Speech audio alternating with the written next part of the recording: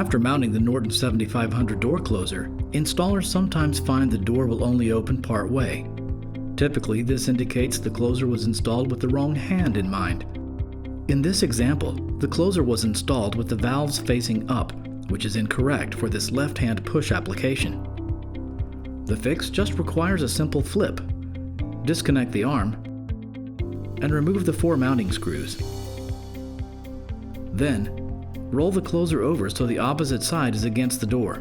For left-hand push, the valves should be down, but check the manual for your specific application. Always keep the spring tube facing away from the door hinges. Remount the closer with the 4 screws, reattach the arm, and the 7500 closer should work properly.